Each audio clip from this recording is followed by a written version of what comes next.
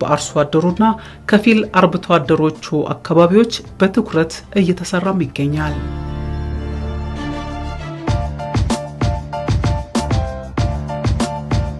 በማዕከላዊ ኢትዮጵያ ክልል ከምባታ ዞን የተለያዩ ወረዳዎች የእንስሳት ዝርያን የማሻሻሉ ስራ ለዘርፉ ትኩረት መሰጠቱን ማሳያዎች ናቸው።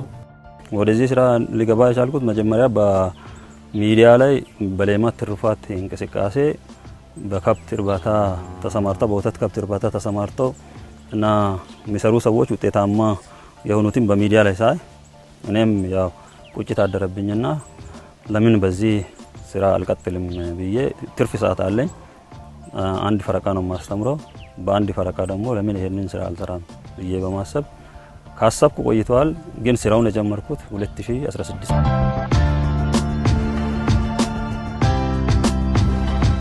የመንግስት ስራ ሰርቼ ወቁብ በወሩ 1000 ብር ገብቼ ከዛ በቆጠብኩት ብር ነው በዚህች ላም ላይ ተጨማሪ ብር ጨምሬ አንድ ላም መግዛት የቻልኩት። ሎካል አንድ ላም ነበረች።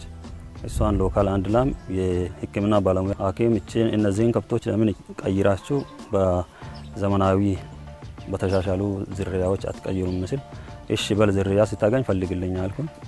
አገኘ አንድ ላም አገኘ። ያቺ ቀዩን ላም አገኘልን 40,000 ብር ቤት የነበረችውን ሽጠን በ75,000 እሷን ገዛንና በእሷ ጀመረን።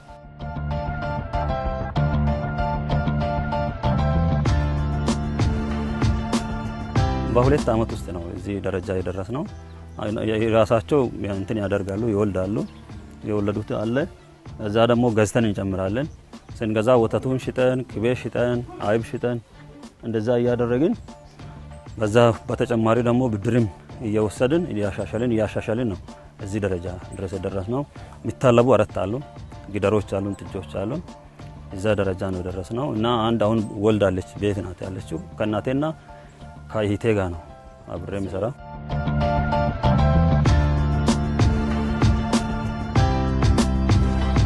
ለከብቶች መኖ መሬት አለንና ሰፊ መሬት ስላለን አንገዛም። እኛ የምንገዛው የፋብሪካ ውጤት ብቻ። ስንገዛ ፉሩሽካ እንገዛለን፣ ምጥን መኖ እንገዛለን። ከሱ ውጪ ሳር ከዚሁ ከማሳ ነው የምናገኘው። በደንብ በስፋት ሳር ተክለናል። በቂ የሳር ምርት አለን። ዘመናዊ የሳር ምርት ነው ያለን። ስለዚህ ዘመናዊ ሳር ተክለን ደሾ ዚዮኔ ዲስሞዴ የሚባሉ የሳር ዝርያዎችን ተክለናል። የድሮ ሎካል ሳርም አለ። ያንን ሳር እያጨድን ከዚሁ እናገኛለን። በጋ ሲሆን የዳጉርሳ ገለባ፣ የጤፍ ገለባ እሱን ከጎረቤትም እናመጣለን። እኛ ካመረትነው እናገኛለን። እንሰት አለን፣ ሙዝ አለን። ለመኖ አንቸጋገር። ከብት ያለው ሰው ማን ነው? ይሄ ዲሲፕሊን እየሆነ ነው